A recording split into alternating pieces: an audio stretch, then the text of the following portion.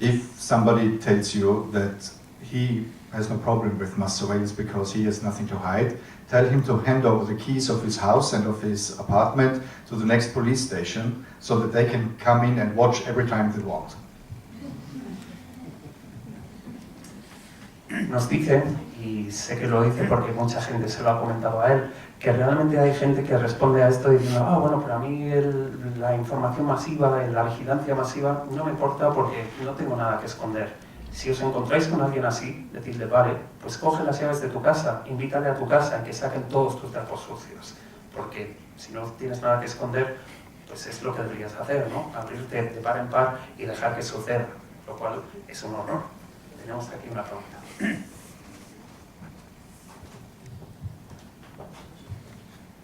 Yesterday, I think that LuxLeaks person was charged for against capitalism, something. They couldn't find anything else to him. If you work today in an environment where you can see every day mismanagement of your superiors, the misuse of money of the people for personal interest, after you left, what would you recommend to people who are in this situation today?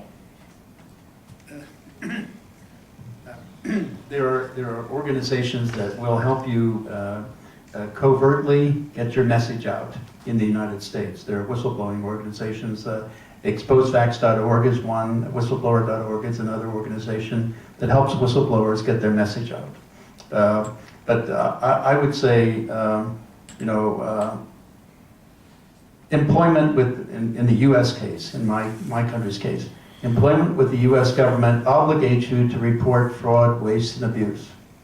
That's an obligation to work for the government. That's in your conditions of work. So we were following our obligation to report fraud, waste, abuse, and corruption under the rules of our employment. And we did it in the proper channels. It's just that we reported the wrong thing.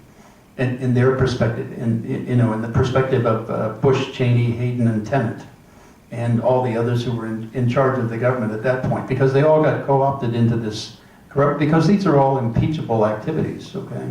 In the US, Richard Nixon was impeached for an infinitesimal amount of this kind of activity compared to what's happening now. So they had to hide all this.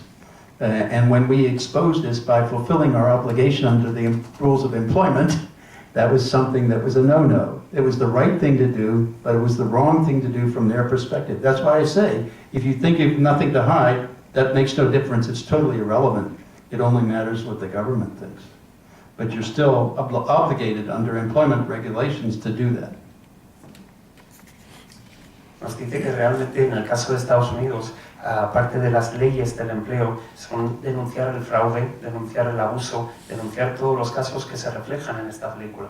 Entonces ellos realmente lo que estaban haciendo es la ley del empleo de su país, ¿no? Sin embargo, claro, esto es una bola que ha ido acrecentándose durante mucho tiempo, entonces había que seguirlo tapando, ¿no? Si mira para atrás, en el caso de Nixon, realmente Nixon fue imputado por algo infinitamente menor de lo que está sucediendo hoy en día, sin que tenga cargo alguno, sin que se acuse, sin que se conozca. Creo que teníamos alguna otra mano por ahí arriba, ¿puede ser? Okay, guys, I would like you to give us a little vision into what you think of companies that, perhaps without being governmental, actually manage enormous amounts of information of citizenship. What would you recommend about Googles, about Facebooks, about Yahoos?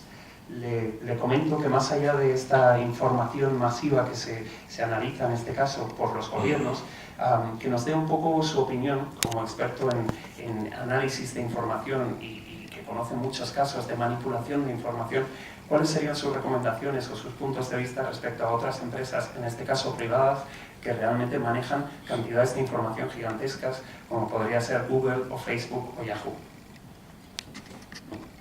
Well, I think to a certain degree they're doing exactly what the bulk acquisition of the governments are doing, except governments have the consolidated data from all of them because they sell it to them, okay? under the prison program, they thought they were selling certain amounts of data that was being asked for by court order under the law. But what was really going on in the background was a program called Muscular, where they were tapping into the lines between the data centers of of Google and all the other companies and taking all of their data. You see, what they were doing, it was a facade, having the prison program, because that was simply something they were doing that said they could expose this to the courts and say, here, we're conforming to the law. When behind the scenes under the upstream program, they had unilateral taps between the data centers, and so they were stealing everything they had, not just little bits that they were asking for. But they could show the prison program as how they were conforming to the law, which is all just a fake. The real work was being done in behind the scenes, taking everything. So I think that this should also be stopped. I think that because in one sense, you're giving free work to Facebook, for example. All the data you feed into Facebook, everything shows what you like, what you don't like, your preferences, and they use that to advertise to you. And you're doing the work for them for free. They're not paying you for that, but it gives them, they use your data to get paid from different companies by passing advertisement around. So in essence, you're doing all the work and getting none of the benefit. So I think that should stop also.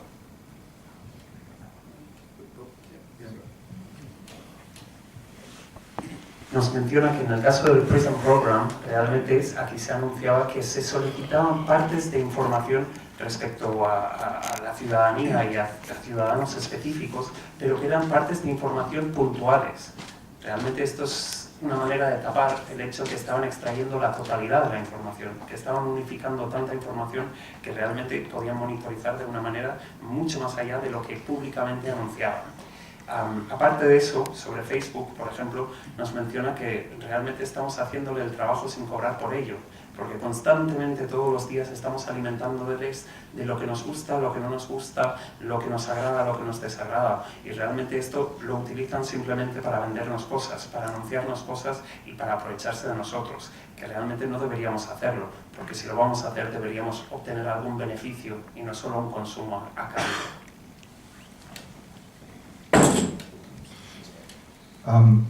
I'm using Facebook, I'm using Twitter, Bill is not, neither of them. And my Facebook philosophy is that I do not post anything that is really private. So this means I'm posting a lot of political things because this is what I would say in public anyhow. I'm posting, you know, when I'm traveling and filming, or I posted a photo that we made today from here, from Documentamadrid, because I'm keeping in contact with many of my colleagues and I see what they are working on, and sometimes somebody needs some help and then you can get it easily, or you're getting news. I would say from my Facebook contacts, I would say something like 95% are professional contacts, so they don't have to do with my private, I mean, not really with my private life. And most of them are filmmakers and political organizations or journalists or NGOs or these kind of things. And for me, Facebook has become the source of reading the news because all these people are posting things that they find relevant from the media. And so I have like, so it's so what I'm sharing is something that is very specific. And what I'm getting is something that I find very rewarding. Of course, I know that I'm being tracked and that this political profile of mine is going to be used against me if it needs to. But these are my views I stand up for anytime, anywhere. And I don't post images of my kids. I don't post private images of families, celebrations, or anything, because I don't think it belongs there. I think private is private and public is public. And for Twitter, it's more or less the same. I'm not tweeting a lot because I don't have much to say in 140 characters. But I'm retweeting stuff, and which is also mostly from journalists or from institutions or from NGOs which I find important information. So mostly it's linked to some reports or whatever has come out, which I think is, should be known by those people who are following me. And that's about it. And I think everybody has to find for himself the line between what is private and what is public. I think that's important. And with Google, if I want to get real results, I'm using something else. I'm using XQuick, which is also very privacy friendly and European. It's made in Holland. And for the I didn't know that Yahoo existed actually. I think it has faded away. I don't know. So and other services that can be tracked. For instance, with my mobile phone, I never have my GPS on. I never have it on. I don't accept services, which is always getting harder, that demand a lot of information from my phone. So I don't see any reason why for a flashlight it needs to have access to my contacts to work. I think it's really just about having light. And for other applications, it's pretty much the same. If they want to access a lot of data, I simply don't use them. Nos menciona que sí usa Facebook, sí usa Twitter, pero que lo usa con una filosofía muy estricta, que realmente diferencia mucho entre lo que para él es privado y lo que es público.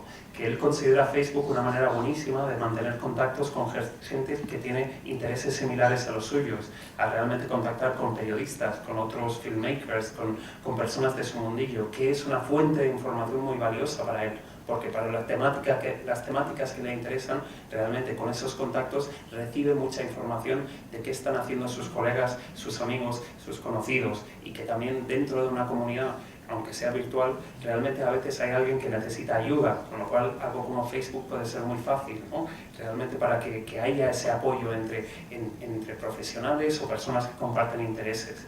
Luego nos dice también que en el caso de Google, que él realmente prefiere usar otros buscadores que le parecen más fidedignos y menos monitorizados.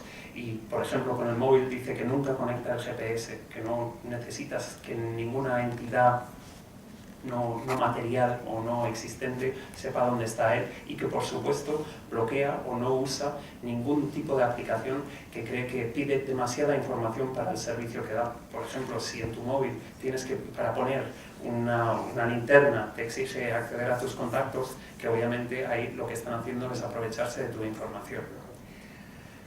Fritz, Bill, for us it is a pride at Documentamadrid to be able to say that we show the cinema of the real, the cinema of reality.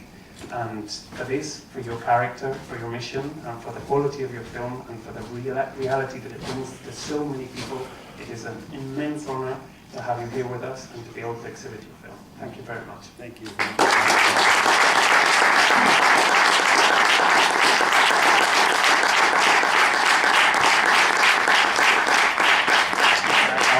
Para acabar, y antes de que os pongáis la chaqueta y os vayáis a casa a apagar el móvil y los GPS, nos encantaría que todos dejaseis una votación, porque de verdad para nosotros el premio del público es uno de los premios más importantes de este festival. Buenas noches.